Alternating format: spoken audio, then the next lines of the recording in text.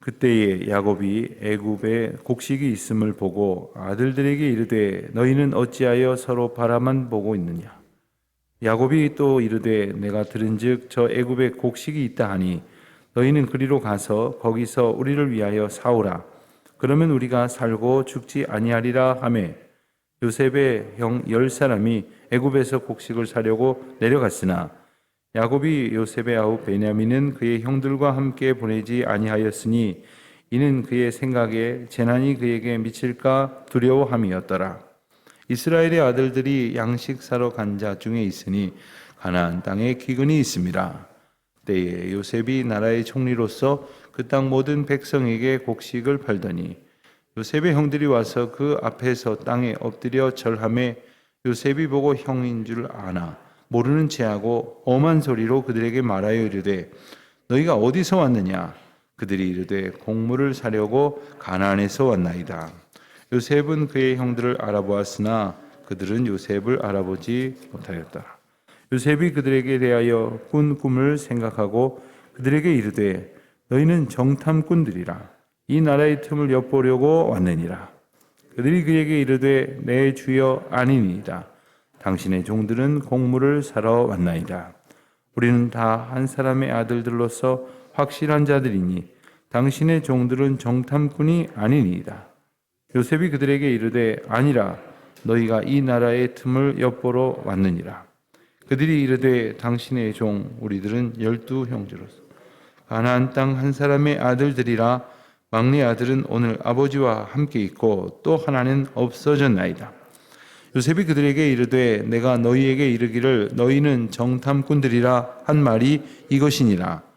너희는 이같이 하여 너희의 진실함을 증명할 것이라.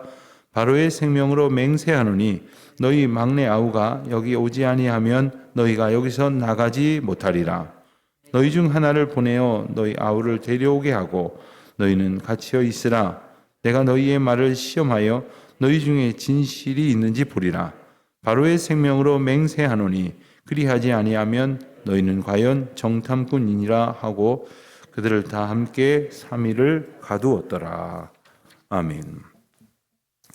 우리가 앞서 41장에서 본 바와 같이 바로가 꿈을 꾼 것처럼 그리고 요셉이 그 꿈을 해몽한 바대로 애굽과 그리고 인근 온 지역에 7년 동안의 풍년이 있었고 이어서 7년 흉년이 시작되었습니다. 그리고 바로의 꿈에 대해서 요셉이 해몽을 하고 그리고 대책을 제시했던 것처럼 풍년 시절에 양식의 5분의 1을 비축하여 흉년을 대비하도록 했습니다. 그리하여 흉년을 만났을 때 애굽은 그 흉년을 잘 견뎌낼 수 있을 뿐만 아니라 모든 지역, 모든 사람들의 기근을 해결할 수 있는 유일한 방책이 되었습니다. 어떻게 이런 일들이 가능할까? 어떻게 한치 앞을 알아볼 수 없는 요즘처럼 엄청난 그 자료와 그리고 분석의 방법을 통해서 예측할 수 있는 시스템을 갖추고 있던 것도 아니었을 것인데 어떻게 이렇게 명료한 해결책을 가질 수 있었을까? 우리는 잘 알고 있습니다. 하나님께서 함께 하시면 하나님께서 다스리시는 모든 주권 가운데 해결되지 않음이 없기 때문입니다. 하나님의 영이 요셉과 함께 하심으로 요셉과 또 애굽의 모든 형편은 문제 앞에 직면했지만 답을 얻을 수 있었던 것입니다. 온갖 각처에서 양식을 구하기 위해서 애굽으로 몰려들기 시작을 합니다. 1절 말씀을 우리가 읽은 대로 보면 그때는 바로 지금 설명드린 이제 흉년이 시작되어 얼마간, 아마도 처음 얼마간은 어떻게 버텨보았겠으나 버틸 방법이 없었을 것입니다. 그때 야곱이 애굽에 곡식이 있음을 보고 아들들에게 이르되 너희는 어찌하여 서로 바라보고만 있느냐. 지금 형편을 보면 곡식이 다 떨어져서 심각한 지경에 이르게 되었습니다. 그런데 그래도 야곱은 아직까지는 그 모든 어떤 그 통찰을 이제 많이 나이가 들었음에도 불구하고 분명히 가지고, 그리고 그것을 통해서 이 모든 정세를 판단하고, 그리고 여러 가지 정보를 통해서 이렇게 상황을 인식하고 있었던 것이 틀림없습니다. 야, 여러 가지 상황을 통해서 보니 애굽에 곡식이 있다는데 너희는 왜 대책을 세우지 않느냐? 아들들은 그저 아무 생각 없이 그냥 서로 바라보고만 있다 하는 그러한 말을 듣고 있습니다. 그래서 2절에 보는 대로 야곱이 방안을 제시합니다. 아들들에게 애굽에 가서 곡식을 사오라. 그러면 우리가 살 수 있겠으나 그렇지 않으면 다 죽게 될 것이다 라고 말합니다. 물론 이런 방법이 있다는 것을 알았으면 뭐 논란할 것도 없이 애굽에 가서 곡식을 사왔을 것이겠으나, 구해왔을 것이겠으나 애굽으로 가는 길이 뭐 쉽지 않았을 것입니다. 그리고 그 과정 가운데에서 더 큰 어려움을 만났을지도 모르겠습니다. 그런 염려를 하고 있었을 것입니다. 그렇기 때문에 그렇지 않고도 어떤 다른 방법이 혹 없을까? 버틸 수 있을 만큼 버티려고 했을 것입니다. 그러나 더 이상은 버틸 수가 없는, 그래서 이대로 가만히 앉아 있다가는 가만히 있어도 죽을 판이 되었다라고 판단이 되었을 때 가서 곡식을 사오라. 그래야 살겠노라 하여 이제 3절에 본 것처럼 요셉의 형 10사람이 곡식을 사려고 애굽으로 가게 된 겁니다. 자, 그런데 이때에 4절을 보면 야곱이 요셉의 아우 베냐민, 야곱에게 있었던 12아들 중에 막내 아들인 베냐민을 보내지 아니하였다 했고, 덧붙여 이르기를 그의 생각에 재난이 그에게 미칠까 두려워함이었더라. 야곱의 심중을 이렇게 표현합니다. 재난이 있을까 두려워하고 있다. 재난이 있으면 베냐민에게 미치겠습니까? 다른 아들들에게도 미치겠으나 지금 야곱은 베냐민을 절대로 그 위험에 처하게 할 수 없다. 다시 말하면 잃어버릴지도 모를 상황에 내놓을 수 없다 하는 이야기입니다. 아마도 우리가 언뜻 짐작하는 대로 일찍이 요셉을 잃었던 그 슬픔 그 가운데 아직도 매여 있는 야곱의 모습을 보게 되지 않습니까? 이때가 얼마만큼의 시간이 흘렀을까? 요셉의 나이를 기준으로 하면 요셉이 도단으로 형들을 찾아갔다가 형들에게 팔린 때가 대략 17살 때쯤이라고 성경은 전했습니다. 그리고 30살에 애굽의 총리가 되어서 7년 동안 풍년이 있었고, 그리고 흉년이 시작되었으니 적어도 37살, 만약에 흉년 기간을 뭐 한두 해라도 야곱의 가족들이 버텼었다면 이제 40을 향해 가는 그런 나이가 되었습니다.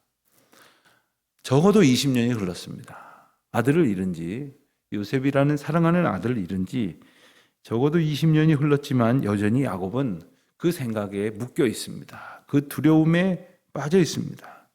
그러나 그 두려움에 빠져 있게 된 저변에 가지고 있는 그 문제점 하나를 우리는 또 봐야 합니다. 그것은 바로 야곱이 여전히 편애를 하고 있다는 것입니다.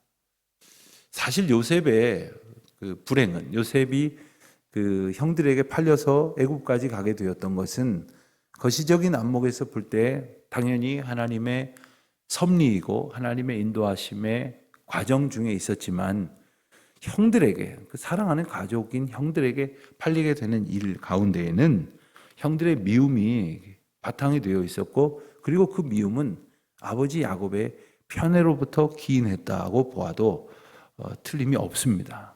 그런데 여전히 야곱은 그 문제로부터 자기 자신은 바뀌지 않고 있다는 것도 우리가 보게 됩니다. 여전히 인간적인 사랑으로 그 야곱의 그 강렬한 편애의 마음으로 이제 말제 아들 베냐민을 마치 움켜쥐려고 하는 듯한 그러한 모습을 우리는 이 말씀을 통해서 보게 됩니다. 우리가 무슨 일을 하고 또 어떤 일을 정말 애정을 가지고 그리고 아끼고 신실한 마음으로 열심히 감당한다 하더라도 그 마음이 하나님께서 주신 사명과 그리고 하나님께서 주신 그러한 책임감, 그러한 사랑으로부터 비롯되어져 있는지, 아니면 나의 인간적인 욕망 그리고 나의 만족에 매여 있는지를 우리는 잘 생각을 해봐야 합니다. 심지어 교회 일을 우리가 같이 봉사를 하면서도 어떤 분들은 그게 나에게 어떤 그 최종적인 욕망이 묶여 있지 않나야 그래야 하나님께서 인도하시는 대로 순응할 수가 있는데, 여전히 그 마음에 묶여 있는 사람들은 열심히 봉사를 하고도 누구보다도 더 충성을 다하고도 내 뜻대로만 돼야 한다는 그런 고집에 빠지기가 너무나 쉽습니다. 자기 뜻대로 되지 않으면 남 탓하고 그냥 공동체를 다 그냥 흔들어 버리고 또한 깨뜨려 버리고 말 만큼의 그러한 인간적인 생각에 머물러 있게 되는 것도 결국 그 가운데에 하나님께서 주신 마음으로 우리는 늘 우리 앞에 놓여져 있는 일들을 감당하고 그리고 사명 가운데에 충성을 다하는지 그리고 함께 그 사명 감당하게 하는 이들을 사랑으로 섬기고 있는지를 돌아보게 하시는 것입니다. 5절 이하의 말씀을 보면 마침내 야곱의 아들들이 양식을 구하러 갑니다. 그들이 살고 있었던 가나안 전반에 기근이 있었다는 말씀이 분명히 기록이 됩니다. 애굽에 도착했던 야곱의 아들들은 이 총리로서 정말 생각지도 못하는 위치에 앉아있는 요셉을 만나지만 알아보지 못합니다. 그러나 요셉은 한눈에 알아봅니다. 왜 그럴까요? 요셉은 오매불망 언제나 사랑하는 아버지와 가족들을 기억하고 있었을 것입니다. 물론 형들을 아주 그리워하고 보고 싶고 재회하고 싶고 그런 간절한 마음이진 않았을지 모르지만 늘 마음 가운데 그 기억 가운데 어떻게 떨쳐낼 수가 있었겠습니까? 형들을 알아보자. 그는 9절에 보는 대로 그들에게 대하여 꾼 꿈을 생각하고 그리고 그들을 떠보려고 그들의 반응을 살피려고 그들을 정탐꾼이라 이렇게 몰아가고 있습니다. 어떻게 보면은 요셉의 어떤 모습도 아주 정직하게 행하지 않은 것은 아니냐 이런 말을 들을지도 모르지만 요셉의 방편은 그 형들에 대한 정체를 그리고 형들이 지금 어떤 형편에 있는지를 물론 곡식을 사러 온 것으로 짐작을 할 수 있지만 마음으로 받아들일 수 없는 한 가지 정황을 발견했기 때문입니다. 그것은 바로 모든 형제가 다 왔는데 자기 동생 베냐민이 보이지 않았기 때문입니다. 상식적으로 다 왔다고 봐야 이게 문제가 없을 것 아닙니까? 나머지 10명의 형들은 다 왔기 때문에 당연히 동생도 왔어야 했을 것인데 동생이 보이지 않으니까 어떤 생각을 했겠습니까? 형들이 자기에게 했던 것처럼 동생도 혹시 팔아먹은 것은 아닐까? 아니 오히려 그보다 더 극렬한 그러한 악행을 저지르지는 않았는가? 그런 생각을 하지 않았겠습니까? 그래서 묻습니다. 너희는 정탐꾼들이라. 10절에 보니까 그들이 아니니이다. 우리는 곡물을 사러 왔나이다. 그리고는 11절에 말하기를 우리는 다 한 사람의 아들로서 확실한 자들이니 당신의 종들은 정탐꾼이 아닙니다. 이렇게 말합니다. 그런데 12절 이하에 보면 요셉이 거듭해서 의심을 하며 반응을 살핍니다. 아니다. 너희들은 정탐꾼이라. 2번이나 더 반복해서 정탐꾼이라고 몰아붙입니다. 그렇게 요셉이 말하고 있었던 이유는 바로 11절에 그들이 했던 대답이 요셉의 마음에 걸렸기 때문일 것입니다. 그들이 대답을 하기를 우리는 한 사람의 아들들로서 확실한 자들이다 라고 말했는데 한 사람의 아들들이란 말은 맞는 말일지 모르지만 확실한 자들이라는 말에서 요셉은 그 말의 뜻을 그들에게 신뢰할 수 없었던 겁니다. 우리말에 번역된 확실한 자들이라고 하는 자기 스스로 소개하는 말은 더 정확한 표현을 보면 우리는 정직한 자들입니다 라는 표현입니다. 그런데 지금 이 순간 지금 요셉에게 보여진 말에 거짓이 없다고 추정할 수 있을지는 모르지만 요셉은 이미 알고 있었습니다. 그 형들이 어떤 일을 자신에게 했는지 그리고 동생에게도 어떤 일을 했을지를 확신할 수 없는 상황이었습니다. 그래서 요셉은 그들의 반응을 더 정확하게 살피기 위해서 정탐꾼이다 라고 이제 몰아붙여 가고 있었던 겁니다. 그랬더니 13절에 추가 진술이 나옵니다. 그들이 말하기를 우리는 가나안 땅 한 사람의 아들들이라. 앞서 한 사람의 아들들이라 한 말에서 조금 더 자세하게 말합니다. 그리고는 막내 아들은 아버지와 함께 있고 또 하나는 없어졌나이다. 이 말은 일면 틀림이 없어 보입니다. 그러나 여기서 말하는 없어졌나이다에 사용된 동사는 그 없어진 것 자체가 그 주체성을 가지고 있는 그런 의미의 표현입니다. 스스로 집을 나가버렸든지 스스로 어디 돌아다니다가 집으로 돌아오지 아니하였든지라는 그런 의미의 추정을 가능케 하는 말입니다. 그러나 내용은 우리가 아는 것처럼 그 자신들에게 팔리웠지 않습니까?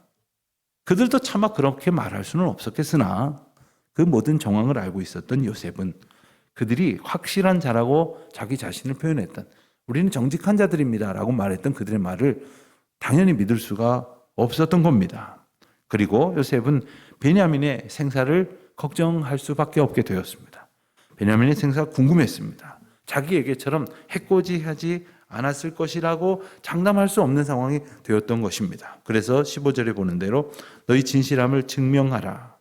바로의 생명으로 맹세하노니, 그 당시에 자신이 이 이름을 댈 수 있는, 물론 요셉이 하나님의 이름으로 맹세할 수 있었을지도 모르지만 요셉의 형편은 지금 바로 왕의 신하로서 바로를 신처럼 모시고 있는 그러한 그 애굽 문화권 가운데 있었을 것입니다.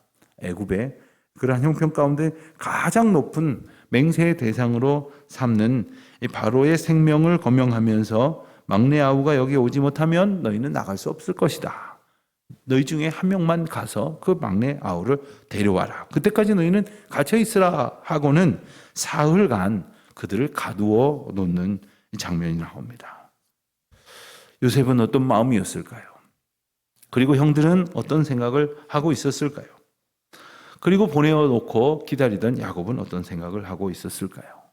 우리는 이러한 인간의 모습을 보면서 인간의 하나님 앞에서의 바르지 못함을 보고 그때 우리가 깨달아야 될 하나님의 메시지가 무엇인지, 그리고 붙들어야 될 삶의 자세가 무엇인지를 생각하지 않을 수 없게 됩니다.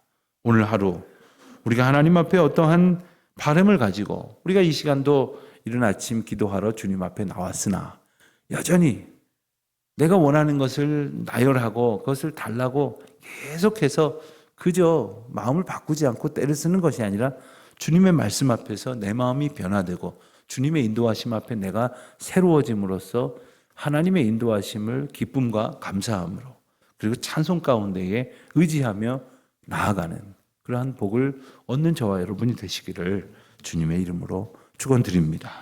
기도하겠습니다. 하나님 아버지, 주님의 은혜 가운데에 주님께서 주시는 그 생명의 평안과 기쁨을 맛보아 누리는 저희들이 되게 하여 주시옵소서. 어떠한 상황 속에서도 주님 앞에 진실하며 주님 앞에 겸손하며 그리하여 주님이 주시는 생명의 은혜로 살아가는 저희들 되게 하여 주옵소서. 예수님의 이름으로 기도합니다. 아멘.